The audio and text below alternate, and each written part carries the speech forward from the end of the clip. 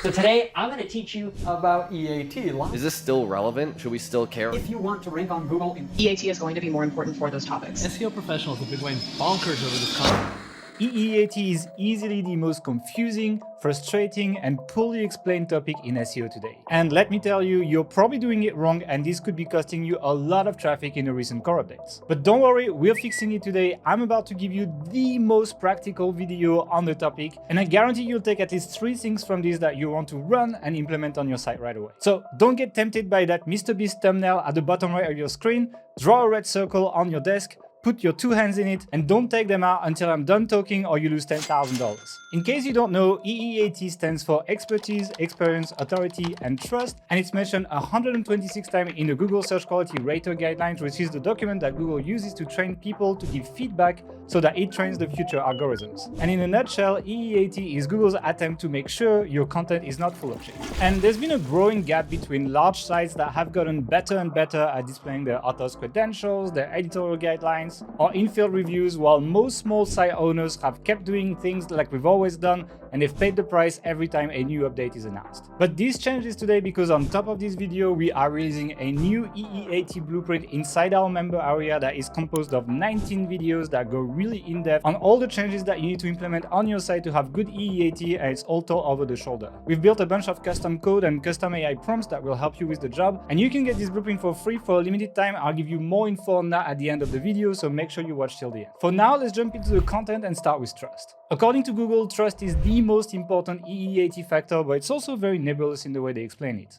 It's part of experience, expertise, and authority. The way they define it is the extent to which a page is accurate, honest, safe, and reliable. So how does Google make sure you're honest, safe, and reliable? Well, first of all, you can't really hide who you are anymore when you publish a website. You need to share a lot more information about who you are as a publisher. The era of running your site with a fake persona using a stock photo and the only way to contact you being a dirty contact 7 form on a sloppy contact page are slowly ending as EEAT is gaining ground, and you're either playing along or you're gonna have to accept that one day you will wake up to an 80% traffic drop. Sharing this information helps Google clearly identify who is responsible for the content, and this way they can check on your online reputation. Actually, when you read the Google Search Quality Guidelines, they tell you exactly how they check for that reputation. They literally tell their quality raters to go on Google and type site.com minus site column site.com so that they actually get the results about the website minus the actual website's pages. You can run this query for your website and see if the results are either positive or negative, because that's how quality raters evaluate your website. They also use Wikipedia pages and articles on reputable sites if any covers what you do. The good news is some of these are gameable and they're likely to increase your trust score. But going back to the idea of sharing more information about yourself, when I had a chat with Gael,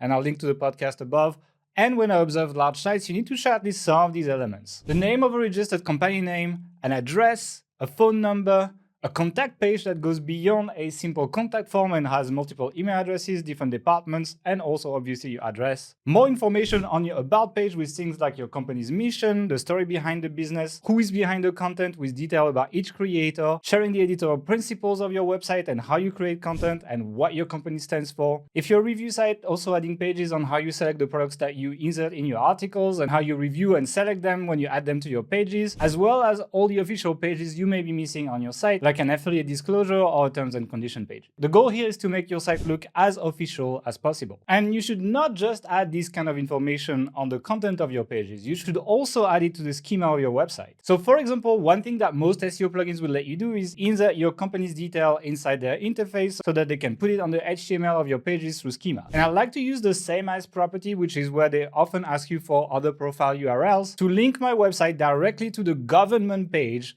that represents my company. Think about it, only real companies that are registered to governments can have a URL on a .gov website, right? So if your schema helps Google link the two and understand that your website is associated to a real company, what do you think that does to your trust score with Google? Another thing that I've noticed on the .-Meredith websites, which is sites like verywellfit.com for example, is that they use the publishing principles schema.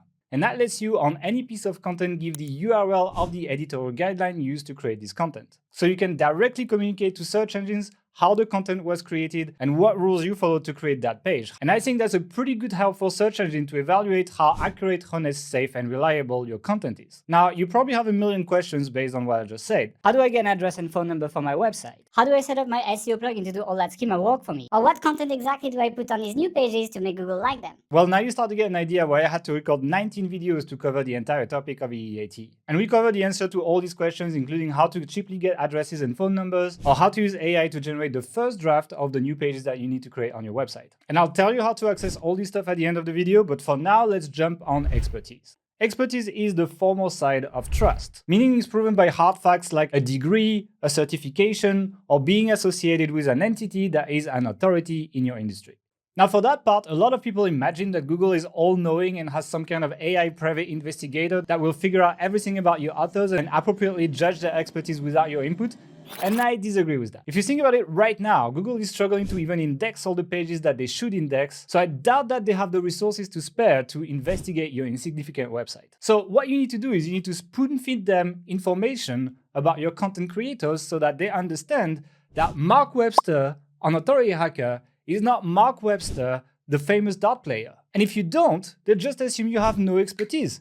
Case closed. So how do you do that? Well, to start with, having content creators that are credible within your industry helps a lot. But if you don't, I'm going to be sharing a trick to solve that in a minute. So the first thing you need to do is you need to display a lot more information about your authors on your website to help Google identify who they are and link back to every other online presence that they may have. You do that through overhauling your author pages on WordPress. That's the nicest way to do it, but it's a little bit complicated. By default, we had to write custom code that we provide in a blueprint. If you use Elementor, you don't need that. You can actually do it by default. The template that we use is actually based on the very well fit.com author template. We display the author's name, the photo, their job or function, their specialties, the education, their social profiles, and then under that we have some unique original content that highlights where they're qualified and their experience and expertise. And after that, we have a grid with all the posts that they wrote. This helps Google find an article on the web, follow the author link, land on that page and know exactly who's behind the content. Then through the name, the job, the photo, the social profiles, etc., they can identify who that person is if they have more information about them and link back to all the work they've done online related to your industry. But again, you can also share a lot of that information on your articles directly through schema markup. One thing I haven't seen talked about a lot, but that helps Google identify who your authors are and how qualified they are, is the sameAs property. That property allows you to give any URL back to Google that matches the content creator online. So say you have a brand new site in the paintball niche and you're trying to establish some trust with Google. You go on the top paintball sites, you find the authors and you hire them for a couple of articles regardless of how much money they're asking, because then through the sameAs property, you're able to link back to their author pages on the most prolific websites in your industry. And now Google understands the same person wrote these articles and associates your website with the most authoritative site in the industry through your authors. How do you think that impacts the trust Google has in your website? You can use a lot of other schema properties to give more information about your authors, like the knowsAbout property that lets you tell Google exactly what your authors specialize in, or the alumni of property that allows you to link back your authors to their universities and to their university website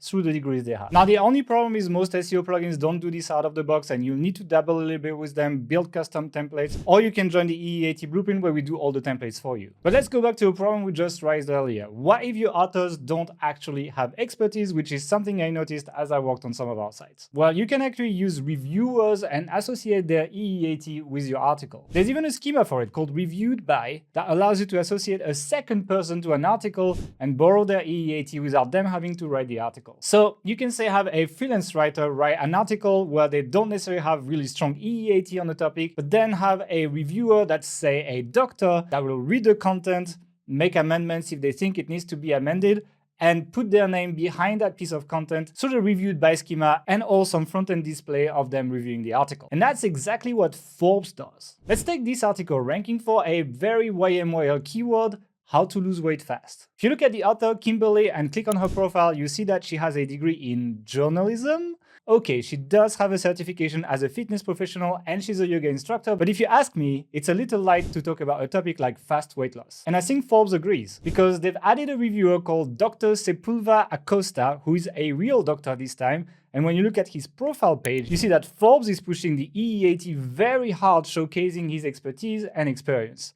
And this does not look like the average WordPress author page, hence the custom pages that are needed for expertise. When you've implemented all that stuff on your site, this is going to make you think differently about the way you hire authors on your site. You're going to think about collecting them like Pokemon so that you can associate their EEAT and online presence with your brand. And even if the authors are a little bit out of your budget, you're gonna want to get some of these qualified people so that you can showcase them on, say, your About page where you show your content creators, and they will all have a dedicated page that shows off exactly what they do and why they're qualified to Google. Again, I could talk about that stuff for hours, but we have to jump to experience. Experience is basically the trust that you acquire from being in the field, so there's no degree or no official recognition, so it's a lot less official than expertise when you implement that on your website. You basically show experience through 3 different ways. 1, your author's reputation and proof of experience. 2, through the language that you use in your content, and 3, through sharing unindexed media in your content. Number 1 is basically author's history at doing number 1 and 2, so let's focus on number 2 right away. And that's conveying experience through your content. Now, to illustrate this point, I went to my favorite niche, paintball, and searched for a single review for a popular marker, the Tipman Corners. I'll ignore the Amazon filter snippet because it doesn't serve the purpose of this demonstration, but let's compare the number 1 and 2 blog reviewers. If you look at the DR of these sites, you see they're both low DR, but number 2 is actually higher authority. Let's start by looking at number 2. The site looks clean, and as you read the content, you see that it gives good details about the marker, but it doesn't really go past the specs or what the sales material says. So you have bland sentences like, an ideal paintball gun for beginners to intermediate players because it's a very reliable and easy to use gun while also being quite accurate. But it doesn't really say what base it uses to say that it's reliable or accurate. There's no test or experience that proves that. Now, if we look at number 1, in comparison, first of all, the article is written by a literal SEO Chad, so I'm not surprised he's taking number 1 despite the low authority. But if we look at the actual content, you see that he expresses his experience very well through the words he uses. So you'll get sentences like, when we first got the Cronus, it looked like a toy marker at the first look, but we were deceived and it proved us wrong soon in the battlefield. Or sentences like, we found it a little bulky. If you play for hours with it, it can bring some sort of pressure on your hands. Or our shot quality tests show that it is easy to shoot with it with a little kickback. And that's just within the 4 paragraphs, and Google likes that showcase of experience in content. Now, there are many tactics that you can use to convey experience. We've broken all of them in the EE80 blueprint, but there's even AI tools that allow you to do that. KoalaWriter, for example, has a first-hand experience toggle when you ask it to write roundup reviews. And I was quite surprised with the results. It does a very good job despite the fact that obviously the AI is not touching the product. But you can also show experience on your content through Unindexed Media. And the 2 pages we just talked about prove that again. If you look at it quickly, you see that both pages seem to have original photos, but they're actually similar for a lot of them. So if you do a quick reverse image search on some of them, you realize that the number 2 page has stolen the images from number 1, who is the true original creator of these unique images. Therefore, Google gives them the credit in image search. And that once again justifies that despite its low authority, this page deserves to rank number 1. Now, I know getting original images for a lot of people can feel very challenging. But I didn't say they need to be original. I just said they need to be unindexed. If you want to know what I mean, I suggest you go check the podcast I recorded with Tony here, where he talks about the tactic that he uses to acquire images that generate over 1 million Pinterest visits per month to his website. I'll link to the podcast above. And that may give you some ideas on how to source images. I'll give you one other tactic here. No images in the Facebook marketplace are indexed in Google, so there are a lot of photos of products that could be taken there. I've included lots of other tactics in the EE80 blueprint, from squeaky clean tactics to morally questionable. I'll let you choose which ones you prefer, and you'll see what I mean in the training. And that leaves us with authority, the least mention of the 4 EE80 horsemen in the Google Search Quality Rater guidelines. It's only mentioned 11 times in there. And what Google says is that authority is what people say of you and how you're seen as the go-to source in your niche. So how do you achieve that? Well, that's when we jump into the talks about topical authority. Now, at this point, topical authority is a blanket term to mean pretty much anything, and the bastardized idea of it is write about every topic in your niche so you're ranked for everything. There are entire courses on it, so I'm not gonna cover the whole thing, but I'm going to be pointing out a big issue with the way SEOs approach topical authority. And that's the fact that 99% of you guys only use keyword tools to come up with content ideas. And that prevents you from achieving true topical authority, as you'll see in a second. Let me explain that to you with a case study from Bomish.com, a site that we recently sold for 6 figures. You can check the video on the case study above here. One of the main niches of this website was toilets. And one thing that we noticed when we were working on it is that there was a trend on TikTok talking about where people are basically telling other people to put Fabuloso, which is a cleaning product, inside their toilet tanks. So every time they flush their toilets, it cleans their toilets and they don't have to clean manually. If you check the keyword in Ahrefs, you would absolutely not write about it at the time. It showed less than 69 potential monthly visitors for that topic, and it would be stupid to go for it. But we still wrote the article in May, and with no other SEOs in sight, we quickly took the #1 spot. However, what Ahrefs did not predict is that the article would generate over 1,400 visitors per month due to the trend on social media. 6 months later, Ahrefs updated the keyword, estimating 9,700 searches per month for that keyword. But the trend was already on the way down at this point. And that shows the problem that you have when you only pick your topics with keyword tools. You miss the hot topics that people are currently talking about in your industry because there is such a lag between the time things get trendy and the keyword tool reports on it. And that means if you want to truly be an authority, and you have to consider that Google has all this live data and they can see at the moment when people are searching for stuff what is trending right now. Meanwhile, they're looking at you, the authority, not covering these trendy topics people care about in your industry. Let's take another example. Let's imagine you have a website covering Apple products. It's probably not a good niche, but it's good for the example. I'm recording this video on July 27th, 2023, and it's been almost 2 months that Apple has announced that the Apple Vision Pro, their mixed reality headset, is going to attempt to replace your computer one day. It's kind of a big deal. Twitter has talked about it, TikTok has talked about it, forums have talked about it, Reddits have talked about it, my mom talked to me about it. Yet, if I type Apple Vision Pro in Ahrefs or any keyword tool for that matter, this is what you see. And you probably would not cover that topic if you only relied on keyword tools to come up with topic ideas for your Apple website. Now, what do you think Google's gonna think about your Apple authority site that does not cover the biggest new device they've announced in the last decade? And that's why if you want to achieve that true topical authority that will help your site CEAT, you need to go past keyword tools. You need to go hang out where your niche hangs out, and when a topic comes up over and over, it needs to be covered on your website, regardless of the search volume. If you break any of these rules, you can't sit with us at lunch. Phew. That was a lot. If you enjoyed that, don't forget to like and subscribe. These videos really take a long time to put together. And if you have any question, drop them in the comment section below because I'll be answering all the questions for the next 5 days after the release of this video.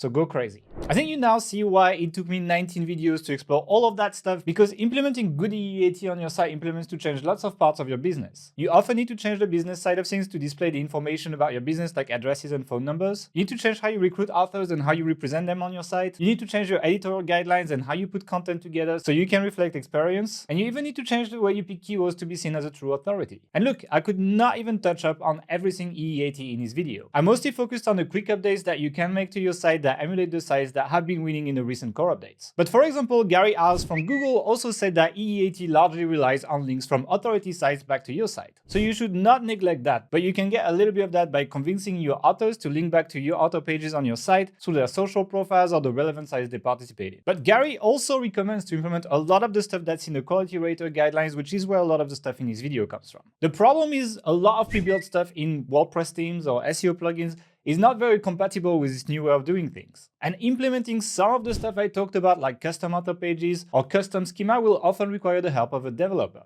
That's unless you get the EEAT blueprint where a lot of the custom code is already written for you. In principle, this blueprint should only be available to Authority Hacker Pro members. But for a limited time and through the link in the description, we're also giving it away to people purchasing the Authority Site System, our beginner's course. Plus, we're also running a huge discount on the highest rated affiliate marketing course, so it's really a no-brainer. Just click on the link and you'll see how much time is left on the current promo. I hope you enjoyed this video, and if you did, let me know in the comments. And you'll probably also enjoy this video where I show you how we use AI to completely automate our link building inboxes, among other things. I'll see you in the next one.